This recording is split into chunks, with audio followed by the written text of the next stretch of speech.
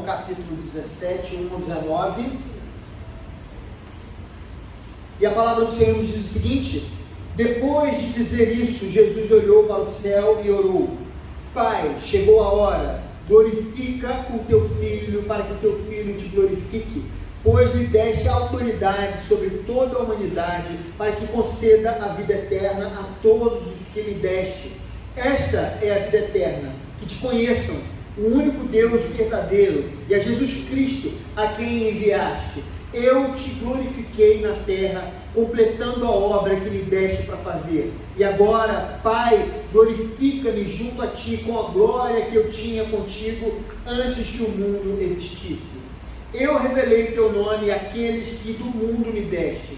Eles eram teus, tu os deste a mim, e eles têm obedecido a tua palavra. Agora eles sabem que tudo o que me deste vem de ti, pois eu lhes transmiti as palavras que me deste, e eles as aceitaram.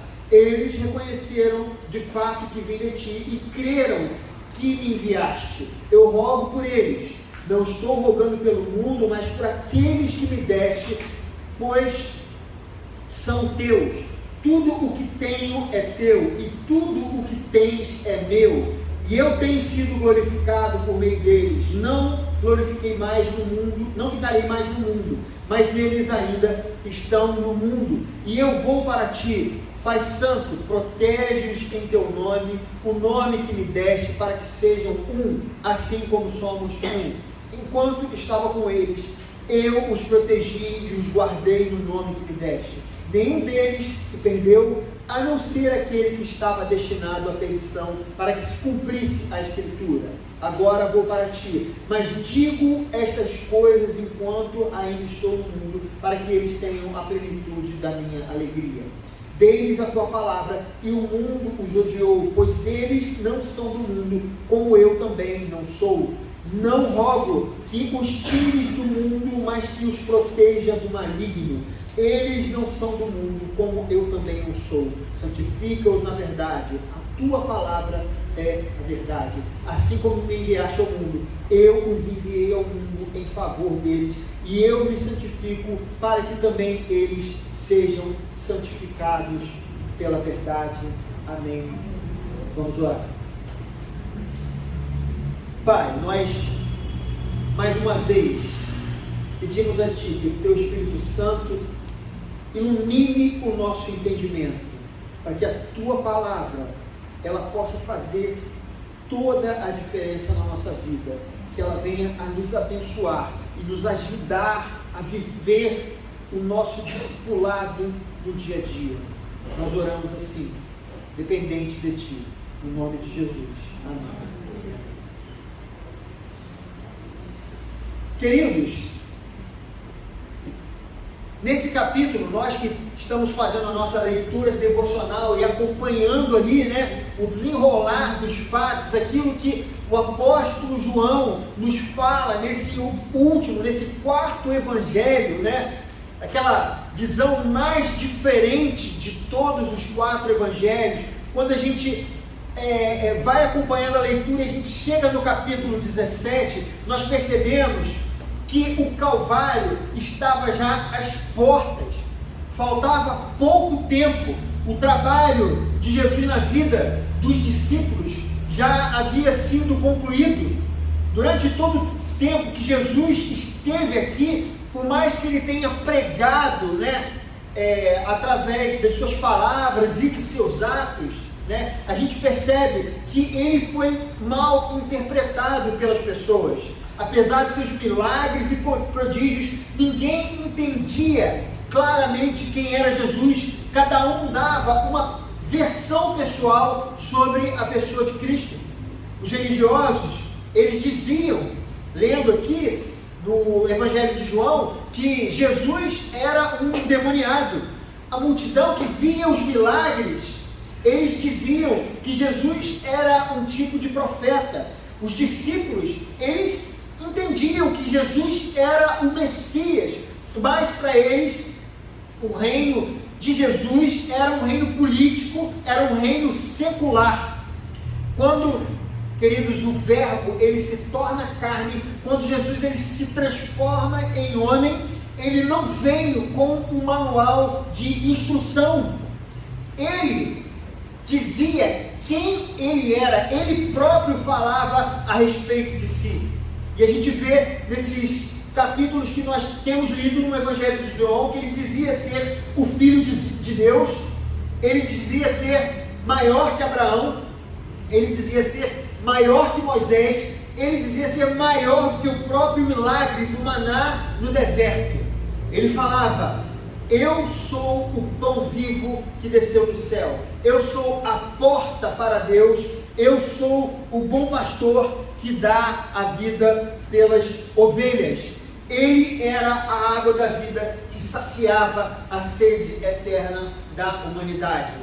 Essas afirmações, queridos, aos ouvidos daquelas pessoas daquela época, dos religiosos, dos judeus, parecia uma loucura completa. É mais ou menos, queridos, como se fosse hoje nas ruas aqui da Alameda alguém anunciando, com a sua voz, alta, em alto volume, dizendo que era o Filho de Deus, indo até a praça ali do Araribóia e anunciando isso, atravessando as barcas e na praça 15 gritando: eu sou o Filho de Deus. Certamente nós iríamos enquadrá-lo como um louco, não seria fácil a compreensão direta de quem era de fato Jesus Cristo. No entanto, irmãos, Jesus, ele corroborava as suas afirmações com os seus milagres. Não eram palavras vazias, mas o que ele falava, ele confirmava através dos sinais. Por isso, Jesus curou o paralítico no tanque de Betesda. Por isso, Jesus multiplicou os pães. Por isso, Jesus andou por sobre as águas. Por isso, Jesus curou o cego de nascença. Por isso, Jesus ressuscitou a Lázaro. Todos os milagres apontavam para um fato incontestável: nunca houve ninguém como Jesus na história da humanidade. Alguém no meio da multidão, a gente vê isso em João capítulo 7, versículo 31, disse a respeito de Jesus Cristo: quando Cristo vier, fará mais sinais miraculosos do que este homem fez? Algumas pessoas estavam dizendo: não, ele não é o Messias, mas os milagres eram tão poderosos que algumas pessoas chegaram a essa conclusão. O que mais esse homem pode fazer para comprovar que ele sim é o Messias enviado por Deus? As pessoas estavam curiosas para ver aquele homem extraordinário. A gente percebe isso nas páginas do Evangelho de João. João nos diz até, queridos, que a fama de Jesus, ela ultrapassou as fronteiras de Israel. No capítulo 12, versículo 20, nós temos algo registrado, que os gregos, eles queriam conhecer Jesus, e isso aconteceu logo depois da ressurreição de Lázaro. Foi algo tão impactante na vida daquelas pessoas, na vida daquela geração, que o conhecimento de Jesus, a sua fama começou a ultrapassar os limites de Israel. Mas foi exatamente aqui, nesse ponto, nesse momento em que Jesus ultrapassava os limites da nação de Israel, que Jesus declara: chegou a hora de ser glorificado o Filho do Homem. Jesus havia entendido que o que ele tinha para fazer estava feito, e agora o que restava era a consumação da sua obra aqui na terra. Sua morte era iminente, seu sacrifício precisava acontecer. Seus discípulos enfrentariam o maior dos testes. Sua obra estava completa. Sabendo que o que restava era a cruz, Jesus, então, ele faz isso que nós lemos aqui. Ele ora ao Pai. Depois da sua morte e ressurreição, não somente os gregos, mas também todos os povos conheceriam o Evangelho através da mensagem proclamada pelos seus discípulos, como em toda a Judéia, Samaria e aos confins da terra. E é por isso, exatamente, que Jesus ora. Queridos, mesmo sendo o Filho de Deus, Jesus orou. Ele poderia, irmãos, dizer que a oração não era necessária, poderia dizer que não era algo importante, afinal, ele e o Pai eram um. Então, para que orar se ele e o Pai eram um? Mas não foi assim. A oração de Jesus nos mostra que orar não é uma opção, orar é uma necessidade. Nos mostra que esse é um ato indispensável para todos os que se relacionam com Deus. E hoje, irmãos, eu gostaria de explicar por que todo crente precisa orar. Amados, a oração é necessária. Por quê? Em primeiro lugar, a oração nos ajuda a entender os nossos limites. A oração aperfeiçoa a percepção sobre nós mesmos. Olha o que Jesus diz no versículo 2. Pai, chegou a hora, glorifica o teu filho, para que teu filho te glorifique, pois lhe deste autoridade sobre toda a humanidade. Queridos, Jesus, ele reconhecia que a sua autoridade, ela não vinha de si mesmo. Jesus, como Filho de Deus encarnado, reconhecia que o seu poder provinha de Deus. E esse é um ponto importante que nós precisamos entender a respeito de Jesus Cristo homem. Jesus encarnado, ele tinha limites. Como Deus, ele era ilimitado, mas na forma humana, ele tinha limites. Veja o que o apóstolo Paulo fala em Filipenses 2, capítulo 6 e 7. Diz o seguinte: embora Jesus sendo Deus, não considerou que o ser igual a Deus era algo que devia se apegar, mas esvaziou-se a si mesmo, vindo a ser servo, tornando-se semelhante aos homens. O próprio Jesus diz no verso 5 desse texto: Pai, glorifica-te junto a ti, com a glória que eu tinha contigo antes que o mundo existisse. Enquanto ele andou entre nós, o poder que emanava de si vinha do Deus Pai. É por isso, irmãos, que naquele momento em que Jesus ora pela ressurreição de Lázaro, ele ora porque ele sabia que esse poder provinha de Deus, do Deus Pai, porque ele tomou a forma humana. Era necessário que, conforme diz o apóstolo Paulo, ele se esvaziasse de si mesmo para que ele pudesse nos representar na cruz do Calvário. Naquele momento, Jesus ora ao Pai porque ele tinha compreensão dos seus limites.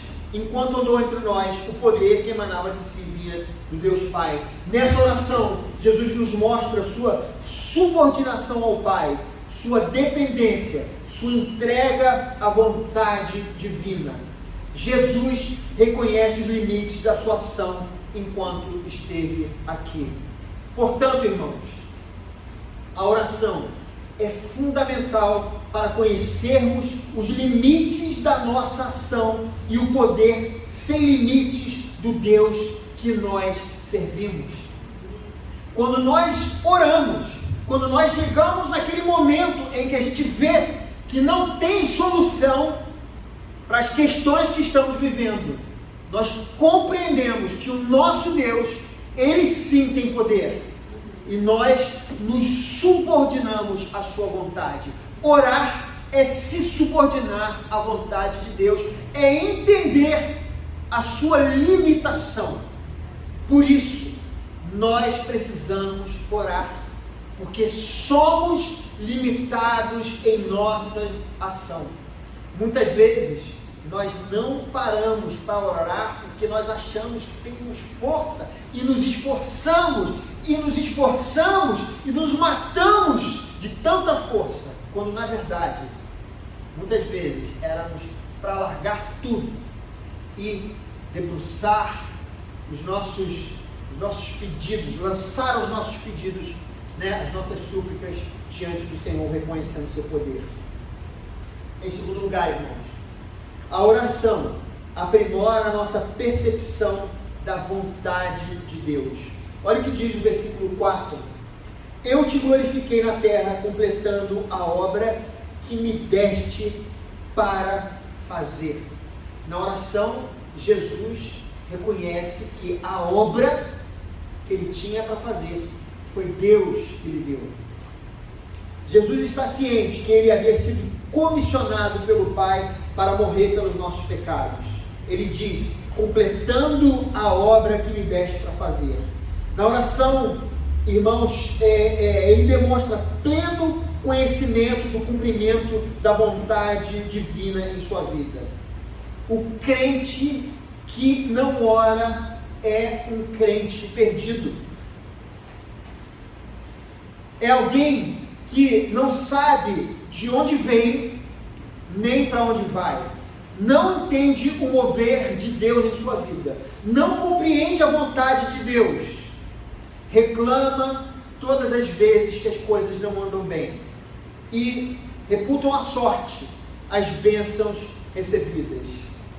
Jesus, ele não veio com vontade própria. E a sua oração, em Mateus, o outro evangelho, capítulo 22, nos mostra sua sensibilidade com a vontade de Deus. Ele disse o seguinte, no momento que antecedia a crucificação: Pai, se queres, afaste de mim esse cálice. Contudo, não seja feita a minha vontade, mas a tua. Amados, quando estamos de joelhos, nós desenvolvemos a sensibilidade necessária para perceber o que Deus quer de nós, assim como Jesus naquele momento no Getsemane. Ele estava em grande agonia, mas sabia o que tinha que fazer. Ele não estava perdido, ele não estava tomado pela ansiedade. Sem oração, estamos fadados à ansiedade e ao desespero. Ficamos perdidos, buscamos soluções que nos afastam de Deus. Assim sendo, irmãos, a oração nos dá a sensibilidade necessária para discernir a vontade de Deus em nossa vida. Em terceiro lugar, queridos, a oração, ela aprimora a nossa comunhão com o nosso irmão. Olha que interessante, o verso 11 nos diz: não ficarei mais no mundo, mas eles ainda estão no mundo e eu vou para ti. Pai Santo, protege-os em teu nome. Queridos, Jesus sabe que a sua parte havia sido feita. Sabe também que a partir de agora era com os discípulos. Eles seriam as suas testemunhas. Eles continuariam a obra iniciada por Jesus aqui na terra. Apenas o Espírito Santo os acompanharia a partir de agora.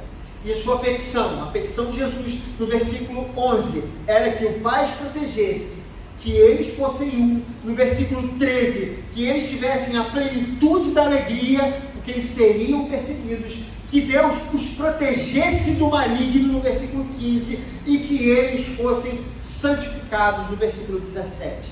Eles seriam suas testemunhas, e o mundo os odiaria, assim como o próprio Jesus, ele foi odiado. Então, Jesus roga ao Pai para que nenhum deles se perca depois da sua partida. A oração, irmãos, nos desperta o amor e a compaixão pelo nosso irmão. Muitas vezes vivemos envolvidos pelos nossos próprios problemas, preocupação com os nossos filhos, preocupação com o trabalho, preocupação com as diversas doenças, questões relacionadas à saúde. Jesus, em breve, seria levado ao Calvário. Ele seria moído pelos nossos pecados, seria pregado na cruz do Calvário, sofreria dor e sede, surrado, cuspido, esbofeteado, sentiria o desprezo dos homens e experimentaria a fúria divina, mas ainda assim, Jesus separou um tempo para orar pelos seus discípulos, quanto por aqueles, não só por eles, mas também por aqueles que viriam a crer nele. Quando oramos, irmãos, nós desenvolvemos algo muito importante, que é a empatia. Quando oramos, nos tornamos sensíveis à dor e ao sofrimento do nosso irmão. Deixamos de olhar para nós mesmos e passamos a olhar com amor e misericórdia para as necessidades dos nossos irmãos. Ou seja, quando oramos pelo próximo, imitamos o que Cristo fez por nós. Amados, é por isso que Jesus nos diz em Mateus capítulo 6, versículo 33, no Sermão do Monte: busquem, pois, em primeiro lugar o reino de Deus e a sua justiça, e todas essas coisas lhes serão acrescentadas. Quando nós vivemos como Jesus viveu, pensando no próximo, não pensando em si mesmo, nós somos abençoados pelo Deus Pai. Essa é uma dinâmica incompreensível para o homem, porque o homem normalmente está preocupado consigo mesmo, com as suas dificuldades, com as suas lutas. E queridos, tudo isso é real para cada um de nós. Você tem as suas dificuldades, eu tenho as minhas dificuldades, nós não podemos negar que elas existam, mas o Senhor pede para que nós busquemos em primeiro lugar o reino de Deus e a sua justiça, e as demais coisas nos serão acrescentadas. E buscar o reino de Deus é fazer o que Jesus fez, é amar o próximo. Não é apenas, queridos, você orar na sua casa, não é apenas vir à igreja, cantar alguns louvores, ouvir a mensagem e voltar para casa, mas é andar como Jesus andou. Quando nós fazemos isso, quando nós buscamos viver o reino de Deus, coisas são acrescentadas na nossa vida, nós somos abençoados. Quando nós oramos pelo nosso irmão, quando nós tentamos nos informar sobre as lutas e dificuldades, ficamos com o coração partido por ele estar passando por alguma coisa ruim, e nós oramos por ele, o Senhor supre as nossas necessidades. Que conta estranha, né? Porque nós temos a impressão de que nós temos que ficar orando por nós, e orando, não é errado você orar. O apóstolo Paulo fala que nós devemos apresentar as nossas súplicas com ações de graça ao Senhor. Orações, súplicas e ação de graça é o que ele fala.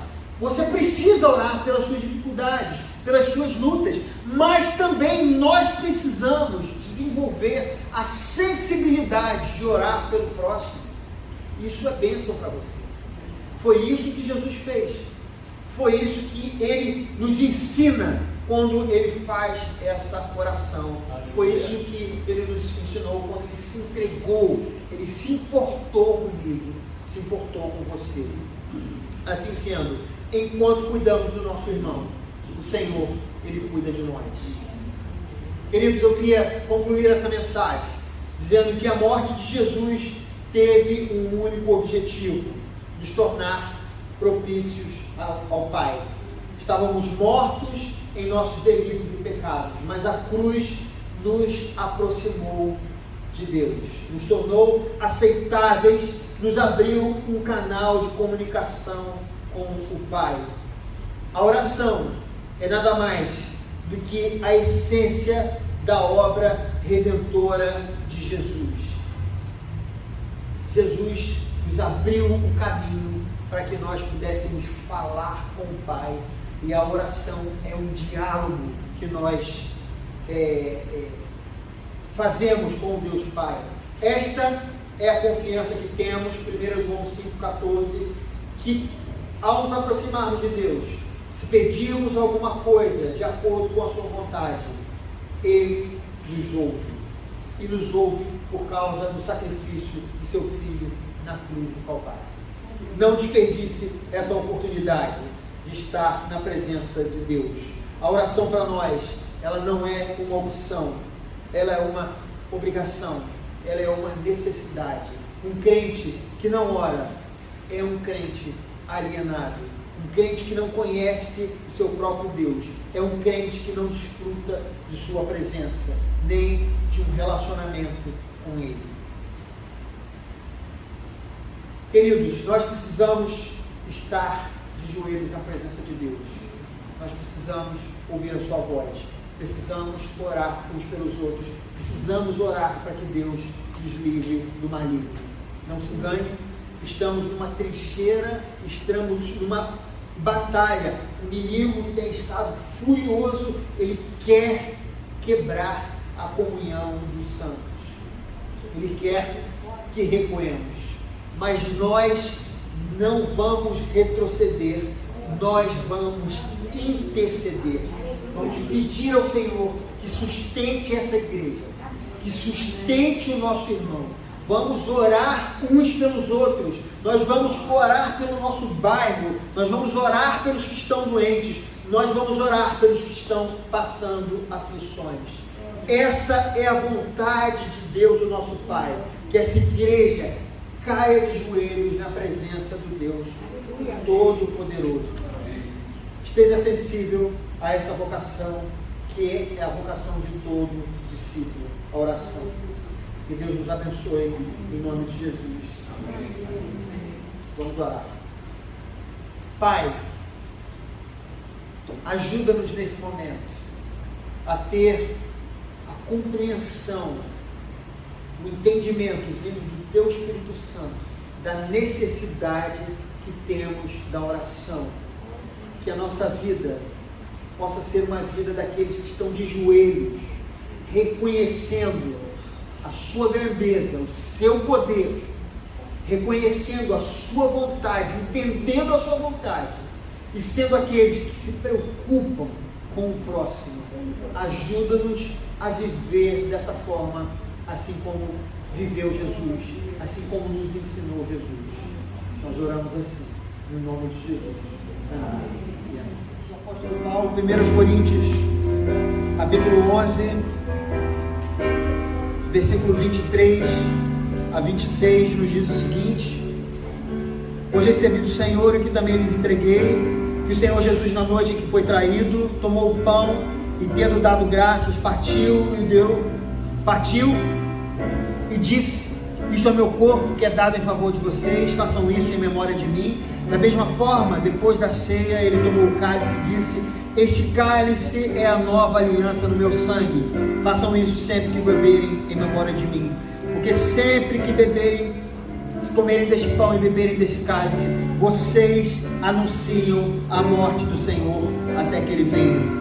Amados, o nosso Deus, Ele viu a nossa miséria, a nossa condição pecaminosa, e Ele não permitiu que nós ficássemos dessa forma. O Pai, o Filho, o Espírito Santo, na eternidade, quando decidiram criar a humanidade, eles sabiam que nós éramos imperfeitos, que nós, no nosso estado de rebelião, nós nos voltaríamos contra Deus, mas Jesus Cristo, na eternidade, Ele já havia se proposto a morrer por mim e por você. Fomos eleitos antes da criação do mundo. O Senhor Jesus Cristo estava comigo e com você na sua mente, no momento em que Ele decide se entregar na cruz do Calvário. Houve um momento que o Verbo se tornou carne e habitou entre nós, e nesse momento o Deus eterno se torna homem, vive como cada um de nós, se entrega na cruz. As suas mãos são feridas e os seus pés, os cravos, eles fincam as mãos e os pés de Jesus, e Ele sente dor Ele sente sede, Ele sofre por cada um de nós. Nós precisamos entender que foi pelo meu pecado e pelo seu pecado, na cruz do Calvário,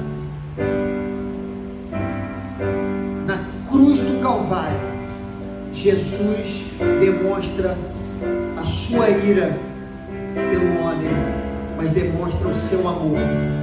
As duas coisas acontecem ao mesmo instante. Cruz é o lugar de choro, porque eu mereci estar ali, mas é um lugar de alegria também, porque Jesus Cristo tomou o nosso lugar, e é sobre Ele, e é por Ele que nós estamos aqui. Esse momento é por causa de Jesus Cristo e por aquilo que Ele fez por nós. Nós precisamos ter o temor no nosso coração todas as vezes que nós participamos desse momento da ceia do Senhor. Esse não é um momento religioso qualquer, não é uma coisa que nós praticamos uma vez por mês aos domingos. Nós fazemos isso porque isso tem a ver com a minha eternidade e com a sua eternidade. Foi através dele que nós fomos feitos filhos de Deus. Vamos participar da ceia do Senhor com isso em nosso coração. Hoje dois seis belo dia fugiu, homem plena de vergonha e dor. Mas eu sei que na cruz, nesse dia, Jesus deu a vida.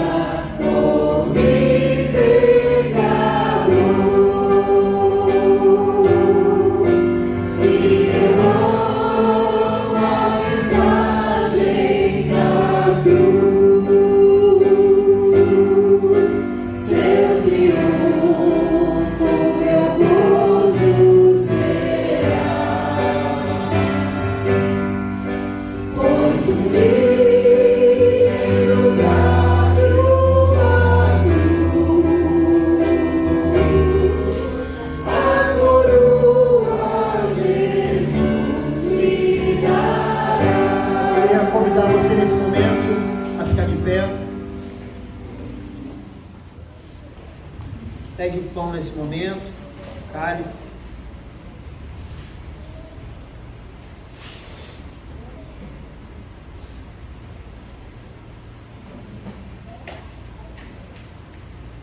O Senhor Jesus, na noite que foi traído, tomou o pão e, dando graças, o partiu e deu aos seus discípulos, dizendo: tomai e comei, isto é o meu corpo oferecido por vós, fazei isso em memória de mim.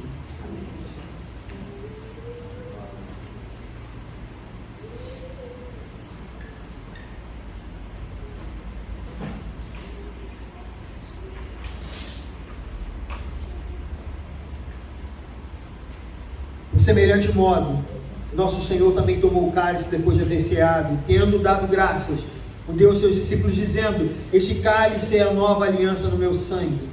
Fazei isso todas as vezes que o beberdes em memória de mim.